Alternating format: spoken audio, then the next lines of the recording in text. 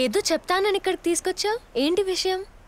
అది అది అంటే అచ్చం నాలాంటి అమ్మాయిని లవ్ చేశానన్నావు, ఆ అమ్మాయిని ఏమైనా తీసుకొచ్చావా? ఓ పిచ్చిదానా, నేను ప్రేమించింది నిన్నేనే, కానీ నీకే అర్థం కావట్లేదు. ఏ మధు, నిన్నే. ఆ అమ్మాయిని ఏమైనా తీసుకొచ్చావా? లేదు. మరి ఇక్కడికి ఎందుకు రమ్మన్నావు? అంటే అది నా మనసులో మాట నీకు చెప్దామని. మనసులో మాటనా? ఏంటది?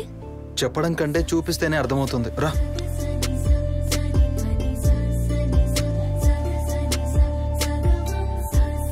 ఎక్కడికి మధు? రా చూపిస్తాను. ప్రియా, ఒకసారి అటు చూడు. ప్రియా మధు, వావ్, నువ్వు చెప్పాలనుకుంది ఇదేనా?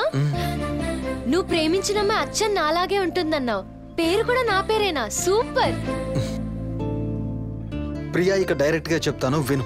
నేను ప్రేమిస్తుంది నీటిలో కనబడే నీలాంటి నీడనో, ఇక్కడ రాసున్న నీలాంటి పేరునో కాదు. నేను ప్రేమిస్తుంది నిన్నే. ఓరి పిచ్చి మొద్దు, నువ్వు నన్ను ప్రేమిస్తున్నావన్న విషయం నాకు ఎప్పుడో తెలుసు. అవునా? అవునరా, నా పిచ్చి ప్రేమిక.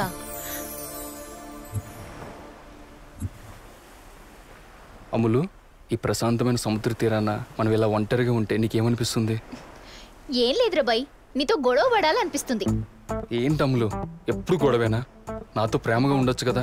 నాకు కూడా ప్రేమగా ఉండాలనే ఉందిరా బాయ్, కానీ నువ్వే సీటికి మాటికి గొడవ పడుతూ ఉంటావు. మనం ఇలా చీటికి మాటికి గొడవ పడే కంటే చీకట్లో గొడవ పడతామా? చీకట్లో గొడవ పడడమా? గదెట్లుంటది? చాలా బాగుంటుంది, రొమాంటిక్గా, చాలా రసవత్తరంగా ఉంటుంది. గంత బాగుంటదా? భలే ఉంటుంది. ఒక్కసారి మనం గొడవ పడ్డామనుకో, ఇక మనం ఎప్పుడు చీకట్లోనే గొడవ పడదాం అంటాం. గట్లయితే చీకట్ అయ్యేదాకా గీనే ఉందమా? ఇక్కడ కాదు, గెస్ట్ హౌస్ అయితే బెటర్. గెస్ట్ హౌసా?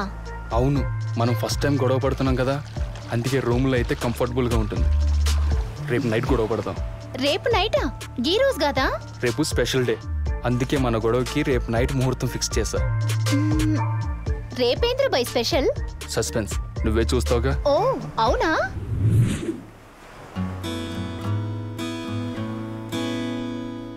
మనం ఎంజాయ్ చేయడానికి విహారయాత్రకు వచ్చాం, కానీ మన విహారయాత్రలో యాత్రలు మాత్రమే ఉన్నాయి, ఎంజాయ్ మాత్రం లేదు. ఎంజాయ్ అంటే? ఇద్దరం ప్రేమించుకున్నాం, ఇష్టపడ్డ వాళ్ళు పక్క పక్కనే ఉంటే ఎలాంటి ఫీలింగ్స్ ఉంటాయో తెలీదా? ఫీలింగా అంటే?